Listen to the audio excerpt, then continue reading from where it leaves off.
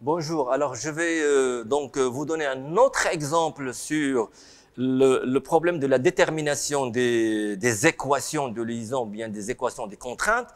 Et ce problème, il est très intéressant, là où vous allez voir donc un petit peu ce que nous avons défini. Donc c'est un autre problème, normalement c'était un exercice, hein. Moi je vais le traiter comme exemple. Exemple, liaison, ça va nous permettre liaison ou bien contrainte. Ça va nous permettre donc de relancer encore une deuxième fois le cours, hein. Donc voilà. Alors voilà, donc je vais prendre le système suivant. Cette distance-là, donc ça c'est l'axe x0, hein. Ça c'est votre axe x0, ça c'est l'axe y0. Ça c'est l'origine d'un repère, donc toujours on a besoin d'un repère donné. J'ai donc un ressort. C'est un ressort de raideur K et de longueur L0.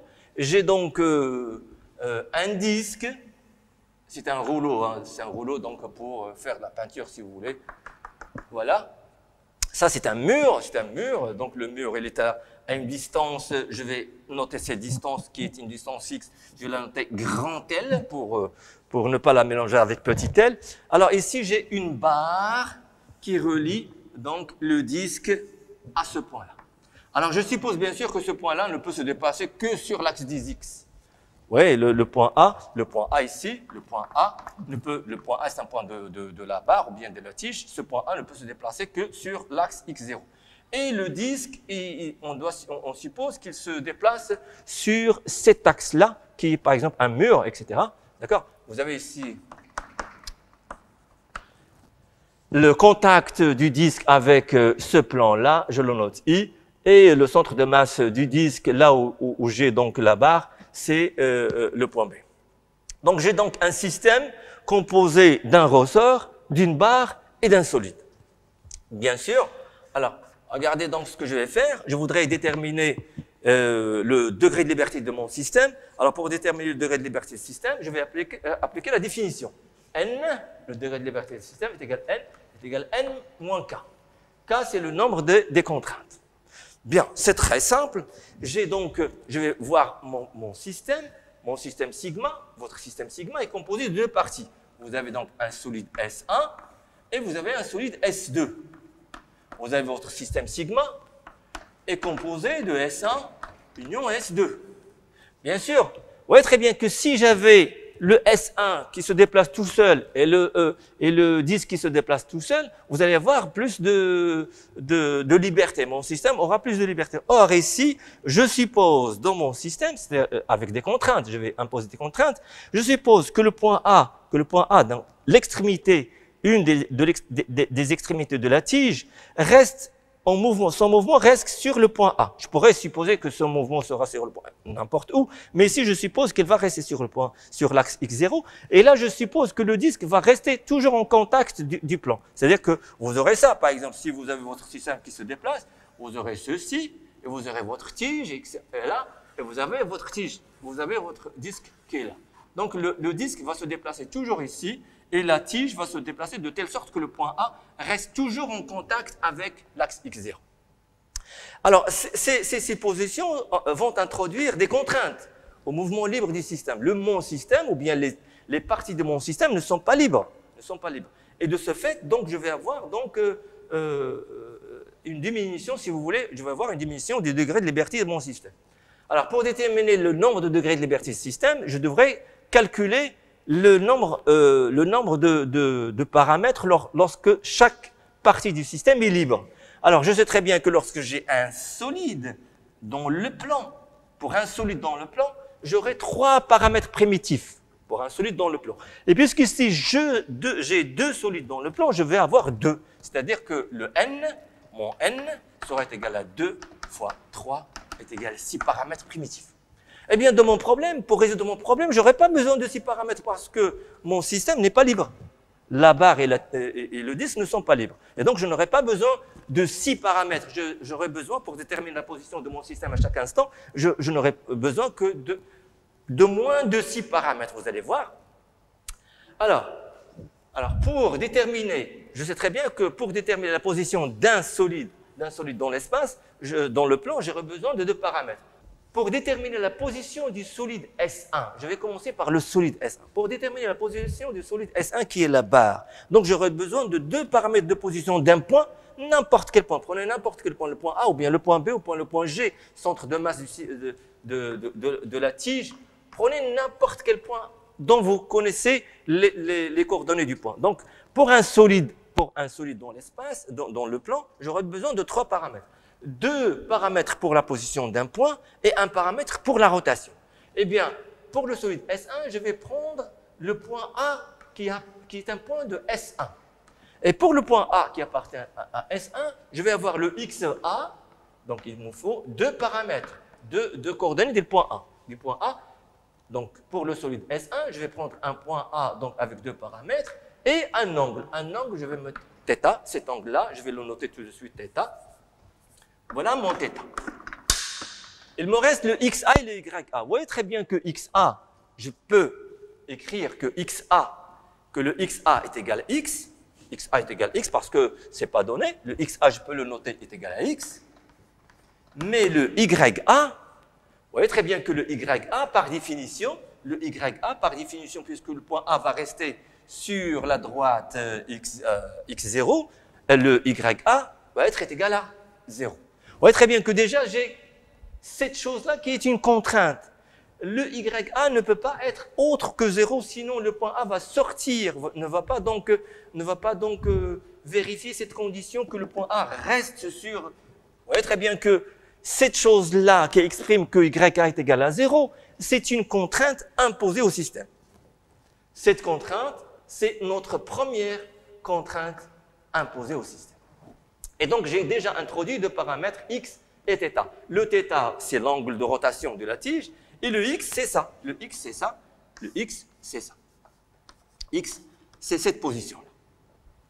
Bien, alors si je prends le solide S2, le solide S2, vous aurez donc le point B. Je prends le point B qui est un point de S2. Le solide S2, c'est-à-dire le disque. Le point B, c'est un point de S2. Et donc, pour déterminer la position du solide S2, j'aurai besoin de 2 paramètres de position d'un point et d'un angle. L'angle de rotation, je vais la noter phi. Phi, c'est-à-dire cette rotation-là que fait le disque lorsque je remonte ou bien je descends. Le disque, il va tourner d'un côté ou de l'autre. Je mettrai ceci phi. D'accord? Phi, c'est la rotation du disque autour de cet axe-là, qui est l'axe Z0. Qui est l'axe Z0. Alors, ici, je vais avoir le XB et le YB. Vous voyez très bien que le XB, alors si la tige est de longueur L, ou bien de 2L, comme vous voulez, ben je vais mettre la tige de longueur L est de masse M. Et le disque, il est de masse grand M. D'accord? Et de masse grand M et de rayon R. Bien, si la tige est de longueur L, vous allez avoir le XB est égal à X plus L cosinus θ. Le XB est égal à X plus L cosinus θ. D'accord? Le XB est égal à X plus L cosinus. Et le YB, c'est égal à L sinus θ. Est égal à L sinus θ. Vous voyez très bien que si je détermine la position, ou bien pour déterminer la position du point A, j'aurai besoin de X et de θ. Connaissant le X et θ, je pourrais donc calculer le XB et le YB. Donc, je n'aurai pas besoin d'introduire d'autres paramètres. Si je connais la position du point A, puisque YA est égal à 0, donc ça c'est ma contrainte. Si je connais, ou bien pour déterminer la position du point A, j'aurai besoin de 2 paramètres, c'est les paramètres de position. Je vais avoir besoin de X et de θ, des 2 paramètres. Comme j'aurai besoin de ces 2 paramètres, si je connais ces 2 paramètres, je pourrai par la suite déterminer XB, YB. Je n'aurai pas besoin de d'autres paramètres. Et donc, cette relation et cette relation, ce sont 2 autres contraintes. Ça, c'est la contrainte numéro 2 et ça, c'est la contrainte numéro 3. Ces contraintes nous disent que le XB est automatiquement égal à X plus L cosinus de θ. Et le YB est égal à ça. Et donc, pour le solide S2, je n'aurai besoin que de rajouter que l'angle phi. Donc, au total, j'aurai 3 contraintes. Et donc, le petit n est égal à 6 moins 3 est égal à 3 paramètres de position. Ces 3 paramètres de position sont, si vous voulez, le x, le θ et le phi. Mais ce n'est pas fini. Il ne faut pas oublier qu'il peut y en avoir d'autres contraintes. Voilà une troisième contrainte, ou bien une quatrième contrainte que nous avons oubliée. Regardez que votre longueur L, la longueur L est égale à x plus L cosinus θ plus R. Vous voyez très bien que on a une autre contrainte qu'on a oubliée. Exprès, j'ai laissé cette contrainte au dernier parce que cette contrainte, elle est imprévisible, on ne l'a pas vue. Mais cette contrainte provient du fait que le mur reste à une certaine longueur L. Alors, si le mur se déplace, à ce moment-là, le L sera fonction du temps, par exemple, c'est un autre problème. Alors, j'aurai donc L, ou bien je vais avoir x plus L cosinus θ, x plus L cosinus θ plus R, le rayon, est égal à grand R. Ça, c'est une autre contrainte. Donc, c'est une quatrième contrainte. Et donc, mon problème, ce n'est pas un problème à 3 degrés de liberté. Mon problème est un problème à 2 degrés de liberté. Ce n'est pas un problème à 3 degrés de liberté. C'est un problème à 2 degrés de liberté. Voilà donc le n est égal à 6 moins 4, qui est égal à 2. Ça veut dire quoi? Ça veut dire que j'aurai besoin de x θ, ou bien de x phi, ou bien de θ phi. Vous prenez les deux variables que vous voulez, parce que ici, vous avez donc le x et θ, ils sont reliés. Donc, le x θ, je ne peux pas l'avoir, le x θ. Je vais avoir, si vous voulez, le θ et phi. Je peux donc prendre le θ et phi parce que je vais déterminer le x à partir de cette relation. Donc, j'aurai un problème à 2 degrés de liberté. Et si par la suite, si jamais, on introduit aussi bien une autre contrainte, si on introduit aussi le fait que le disque roule sans glissement sur ce mur-là, eh bien là, vous allez introduire une cinquième contrainte qui va donc réduire le degré de liberté à un seul degré de liberté. D'accord? Il y a donc une différence entre un problème et un autre. Faites attention, le nombre, il faut bien déterminer le nombre de degrés de liberté du système pour bien résoudre votre système, sinon vous aurez des équations de plus. Alors, si, en plus, on introduit le roulement sans glissement du disque, vous allez avoir la vitesse du E appartenant à 1 par rapport à R0, qui est égale à la vitesse de B par rapport à R0, plus phi point Z0 vectoriel BI. Et ceci, la vitesse du glissement, elle doit être égale à 0. Or, ce VB, regardez pourquoi, et c'est très intéressant ce que je vais écrire ici. Vous avez le OB. Regardez votre OB, ou bien O0B. C'est XB, hein, c'est XB et YB. Le XB, c'est X plus L cosinus θ plus R. C'est X plus L cosinus θ plus R. Et le YB, c'est L sinus θ. Vous voyez, la vitesse de B par rapport à R0 est égale. La vitesse de B par rapport à R0, c'est X point moins L θ point sinus θ. Et là, c'est L θ point cosinus θ. Très bien. Alors, faites attention. En regardant comme ceci, lorsqu'on calcule par exemple la vitesse de B, si vous n'avez pas fait attention à cette contrainte, on ne peut pas voir que ce terme-là est égal à 0. C'est pour ça qu'il faut voir toutes les contraintes. Si vous faites la dérivée de ceci, si je dérive, si seulement si, x point moins L θ point sinus θ est égal à 0. Ah, pardon, c'est ça. C'est x point moins L θ point sinus θ est égal à 0. Et donc, ceci est égal à 0, L θ point sinus θ. Cela veut dire quoi? La vitesse du point B, la vitesse du point B sur l'axe des x, sur l'axe des y, il y a une vitesse. Mais sur l'axe des x, il ne peut pas se déplacer. Le point B ne peut pas se déplacer sur l'axe des x. Il va toujours rester sur à la distance r. Il va toujours rester à la distance r de ce plan-là. Et donc, sa vitesse par rapport, si vous voulez, sa vitesse le long de x0 est égale à 0. Il a seulement une vitesse le long de l'axe y0. Et donc, la vitesse de B, cette vitesse de B, donc, ça fait L θ point, ouais, ça fait L θ point sinus θ, pardon, c'est L θ point sinus θ. La dérive, c'est L θ point cosinus θ. L θ point, chaque fois, je fais la même chose. C'est L θ point cosinus θ. C'est L θ point cosinus θ. Je recommence, donc c'est L θ point sinus, ça fait c'est un cosinus. Y, c'est Y0, plus phi point Z0 vectoriel BI. BI, c'est RX0. C'est RX0. Et ZX, c'est Y, ça vous fait L θ point cosinus θ plus R phi point, le tout Y0 est égal à 0.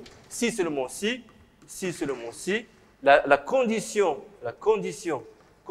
de roulement sans glissement se traduit par une contrainte, c'est L θ point cosinus θ plus R phi point est égal à 0. Voilà donc, si vous voulez rajouter aux autres contraintes cette cinquième contrainte, ça permet d'avoir une relation entre θ et phi. Et si j'ai une relation entre θ et phi, donc je pourrais avoir un seul degré de liberté au lieu de deux. D'accord? C'est une cinquième, liaison. Bien. Alors, j'espère que ça marche. Alors ces paramètres. Alors, oui, pour ne pas oublier ça. Alors, pourquoi est-ce qu'on détermine le nombre de degrés de liberté n? Pourquoi est-ce qu'on détermine ce nombre de degrés de liberté n? Parce que, lorsque vous avez le degré de liberté n, vous ne pouvez pas écrire les équations du mouvement avec un nombre d'équations inférieur à n. Ou bien, vous ne pouvez pas exprimer le mouvement du système avec un nombre de paramètres inférieur à n. C'est impossible. C'est le minimum. Vous pouvez exprimer vos équations ou bien le mouvement du système avec un nombre supérieur à n, mais jamais inférieur. C'est le minimum que vous pouvez donc avoir. Donc, il faut faire donc attention à ce nombre de paramètres parce que ce nombre de degrés de liberté va vous donner le nombre d'équations nécessaires pour donc résoudre votre système, etc.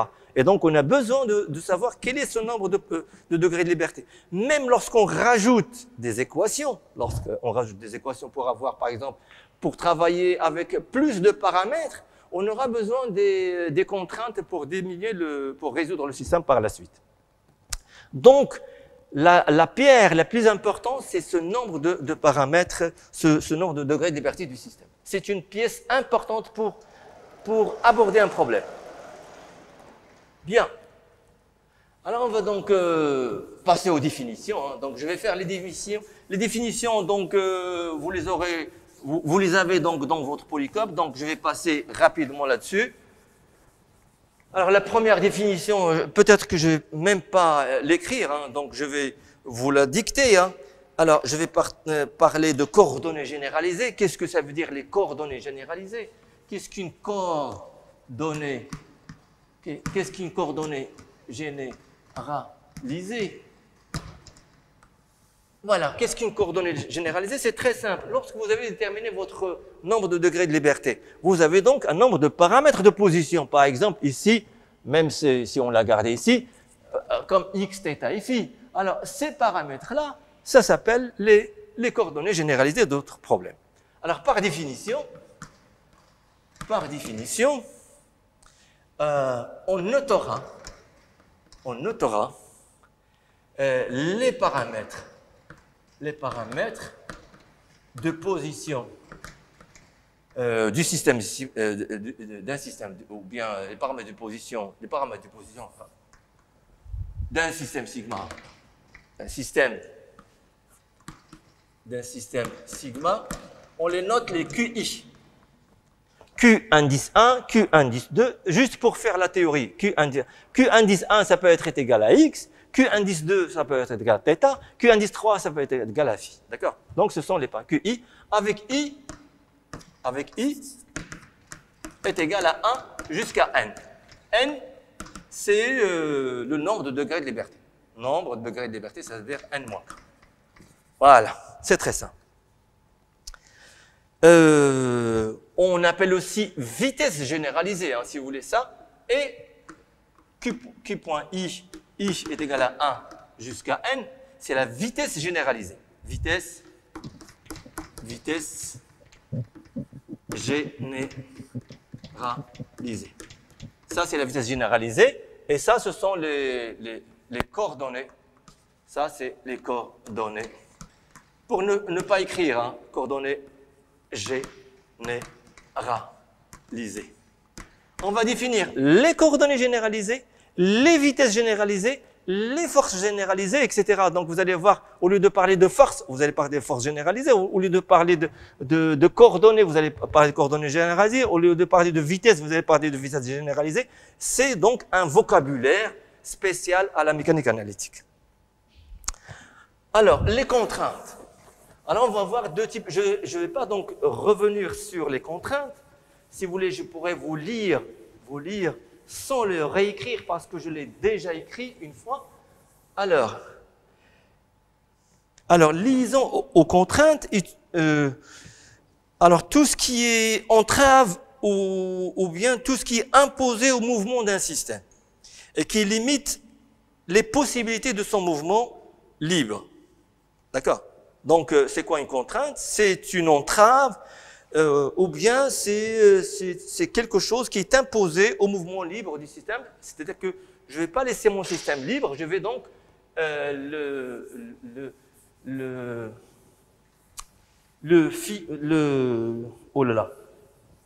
je vais donc lui imposer un certain mouvement. C'est-à-dire, par exemple, dans un problème, je suppose que par exemple, je suppose que le point A se déplace sur l'axe Y ou bien, etc. Donc, c'est quelque chose qui impose donc les liaisons. Il va donc imposer au mouvement d'un système, elles sont imposées au mouvement d'un système et limitent les possibilités de son mouvement libre, position ou vitesse. Alors, ce que je voudrais faire, et ce qui est très intéressant, ce sont comment traduire les liaisons? Alors, la traduction des liaisons, c'est très important. Nous avons déjà traduit ces liaisons par des relations. Alors, les liaisons, ça c'est très important. Les liaisons, ou bien contraintes, se traduisent par des équations, ou par des relations. Équations par des relations algébriques. Par des relations algébriques. Alors, ces relations algébriques, elles sont fonction des coordonnées généralisées, des vitesses généralisées et du temps. Généralement, les liaisons ou bien les contraintes sont fonctions, ce sont des équations algébriques entre les coordonnées généralisées, les vitesses généralisées et le temps. Bien. Alors nous, on va distinguer deux types de liaisons. C'est ça ce que je vais faire. Les deux types de liaison. Je restreins un petit peu le cours pour ne pas avoir... C'est que des définitions, donc vous pouvez les voir par vous-même. Alors, il y a deux types de liaisons. Il y a les liaisons holonomes. Il y a liaison, ce qu'on appelle liaison holonome, et liaison non holonome. Liaison holonome et liaison non holonome. Il y a deux types de liaisons. Les plus intéressants, ce sont les liaisons. Donc, on va les partager. Hein. Donc, il y a deux types de liaisons très importants. Alors, il y a les liaisons qui sont dites holonomes, et il y a les liaisons qui sont dites non holonomes. Alors, les liaisons holonomes, ce sont des liaisons qui sont données par des relations ou bien des équations algébriques qui ne contiennent que les coordonnées et le temps. C'est tout. Est égal à 0, bien sûr. Ce sont des fonctions qui est égal à 0, supérieur, inférieur. Ici, je vais prendre est égal à 0. C'est très simple. Tandis qu'ici, les liaisons non holonomes, ce sont des liaisons qui sont traduites par des équations algébriques, mais ces équations algébriques sont fonction des QI, Q1, Q2, Q3 jusqu'à N, des Q.I, Q.1, Q.2, etc. Et en plus du temps est égal à 0. Vous voyez la différence entre liaison holonome et liaison non holonome? De les liaisons non holonomes, vous avez la présence des vitesses généralisées. Et c'est tout, hein, c'est la différence. Alors, je ne vais pas donc départager ces deux liaisons lorsqu'elles dépendent du temps ou lorsqu'elles ne dépendent pas du temps. Vous pouvez avoir deux cas ici, soit le df sur dt est égal à 0, soit le df sur dt est différent de 0. Vous avez les liaisons rhéonomes et les liaisons scléronomes. Donc, ce sont deux autres sous-types de ça. Ça, c'est pas important. Ce qui est important, ce sont les liaisons holonomes et les liaisons non holonomes. Alors, généralement, les liaisons non holonomes, celles-ci, se traduisent par des relations de la sorte, par des relations comme celle-ci. Elles traduisent normalement des relations cinématiques. Alors, les liaisons non holonomes vont se traduire par des relations comme ceci. Bon, je vais écrire juste une, pas plusieurs. Une relation algébrique pour les liaisons non holonomes. Elles vont se traduire par des équations algébriques sous la forme sigma. Sigma j est égal à 1 jusqu'à n. Une fonction ici, je vais mettre alpha j. Alpha j va dépendre de QI de temps. Mais je vais avoir ici le Q point J. Vous voyez très bien parce que j'ai une fonction non holonome. Hein, plus un bêta J, un bêta QI, I du temps est égal à 0. Ça, c'est l'expression des liaisons non holonomes. Vous pouvez en avoir beaucoup. Si vous en avez beaucoup, vous allez avoir alpha PJ, et ici, vous allez avoir bêta P, et P, c'est le nombre de liaisons que vous avez dans votre problème, le nombre de liaisons non holonomes. C'est fini, hein. Je vais donc passer rapidement. Je ne vais pas vous donner, peut-être que si, peut-être que non. Alors, on peut passer des liaisons holonomes aux liaisons non holonomes. C'est possible de passer des liaisons holonomes, aux liaisons non holonomes. Je pourrais faire ça. Ça, c'est toujours possible. Pourquoi? Parce que si vous avez une liaison holonome, si j'ai une liaison holonome, si f, QI et T est égal à 0, liaison holonome. Si j'ai une liaison holonome, par dérivation, je vais avoir le df, il va être égal à sigma, df sur dqi, ou bien dqj, j est égal à 1 à n, ou bien sur dt, q point j plus df sur dt, est égal à 0. Vous voyez très bien que j'ai exactement la même chose comme ici. Vous avez le Q point, j'ai donc ceci est égal à 0, D'accord? J'ai donc une relation qui ressemble à celle-ci, et je pourrais passer des liaisons holonomes aux liaisons non holonomes. Mais l'inverse est faux. L'inverse est faux. Je ne peux pas passer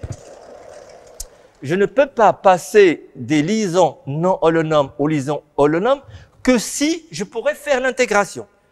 Ça, c'est toujours possible, mais là, ce n'est pas possible. Ce n'est possible que lorsque je pourrais faire une intégration des équations. Par exemple, si j'ai par exemple un exemple de relation non holonome qui va se traduire par une relation holonome, par exemple le roulement sans glissement. Le roulement sans glissement d'un disque sur un plan. Par exemple, vous allez avoir le disque sur le plan, vous allez avoir par exemple la condition de roulement sans glissement, par exemple, c'est x point plus r phi point est égal à 0. Hein. Exemple, liaison non holonome. Liaison non holonome. Alors, cette liaison non holonome, par intégration,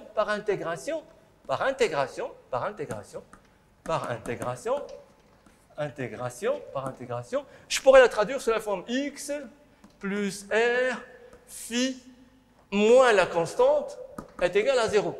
Est égal à constante, j'introduis la constante à l'intérieur, donc j'aurai x plus r phi moins la constante égale à 0, et là j'aurai une liaison holonome.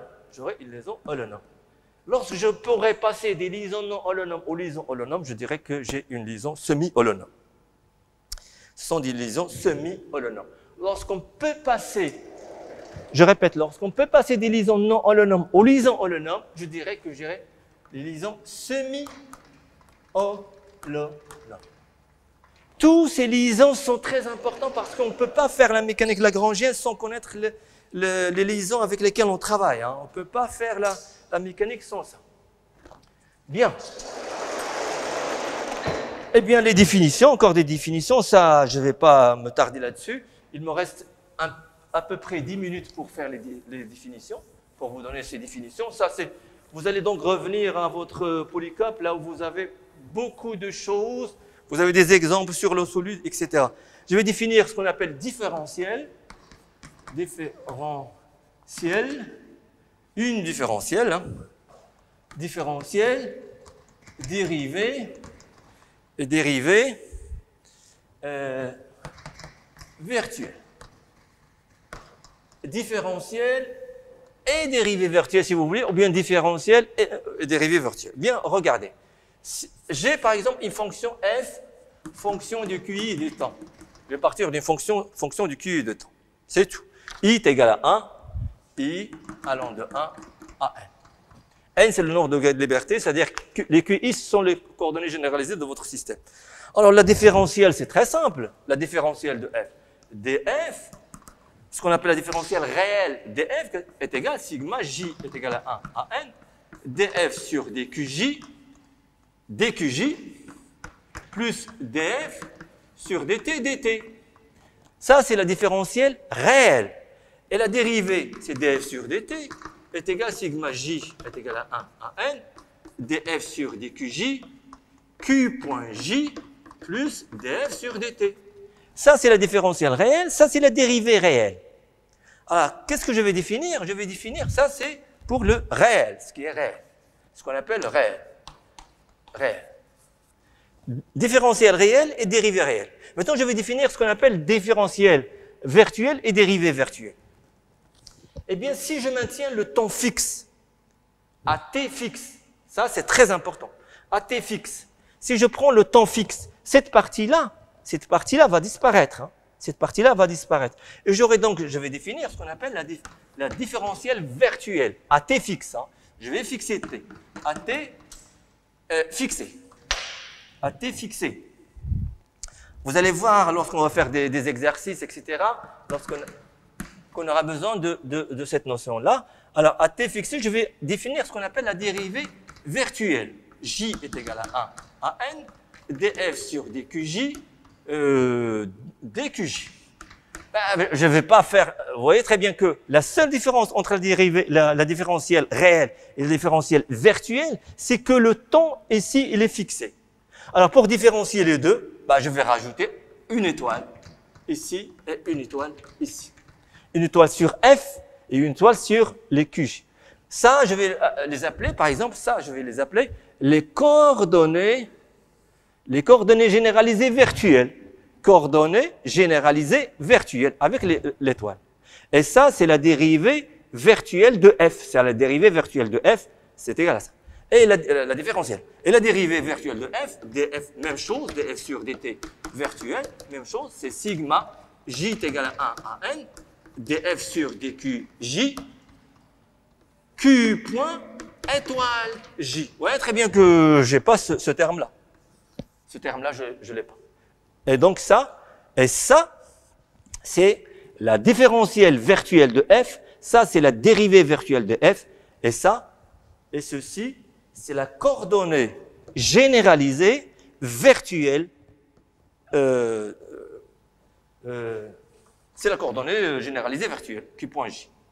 Et ça, c'est la vitesse généralisée virtuelle, et ça, c'est la coordonnée généralisée virtuelle.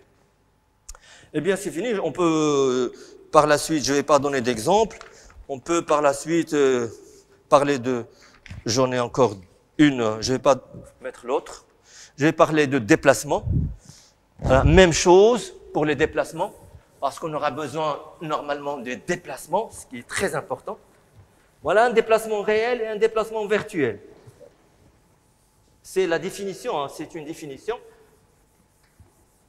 Voilà. Alors, si vous avez un système, hein, alors déplacement virtuel, déplacement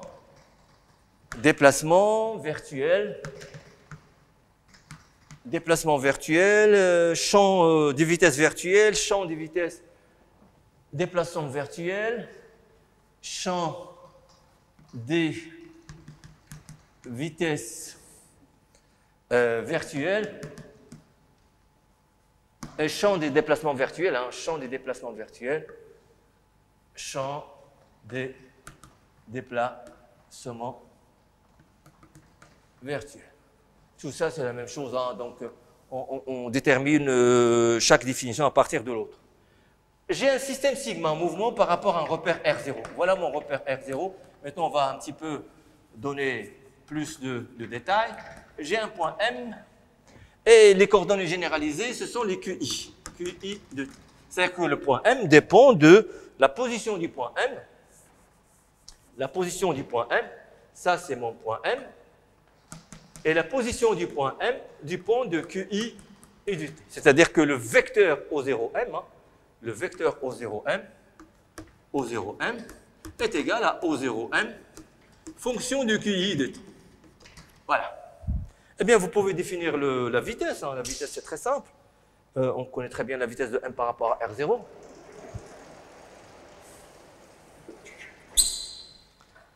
Alors, je vais commencer par le déplacement, si mieux. Alors, D de M. Je commence par le déplacement. Le D de M. Alors, le DM, D de OM ou bien D de M, hein, carrément. Hein. Cette notation et celle-ci, c'est la même chose. Vous pouvez écrire D de OM ou bien D de M, D de O0M ou bien D de M. Est égal sigma J est égal à 1 à N. D de OM, O0M sur DT, sur DQJ, DM. DQJ plus DOM sur DT. DT, ça, c'est le déplacement réel. C'est exactement pareil hein, que. Alors, pour la vitesse de M par rapport à R0, c'est la dérivée de OM0 sur dt par rapport à R0 est égal, donc si tu dérives par rapport au temps, c'est somme J est égal à 1 à N. Je recommande, tout ça, c'est pas très intéressant parce que vous connaissez déjà. D O0M sur dt. Voilà, c'est la vitesse du point M par rapport à R0. Et donc, elle s'exprime fonction du Q point J et dmc. Ça, c'est pour le déplacement. Si vous voulez, c'est un déplacement réel et c'est la vitesse réelle. Ça, c'est le champ des vitesses, si vous voulez. Ça, c'est le champ des vitesses.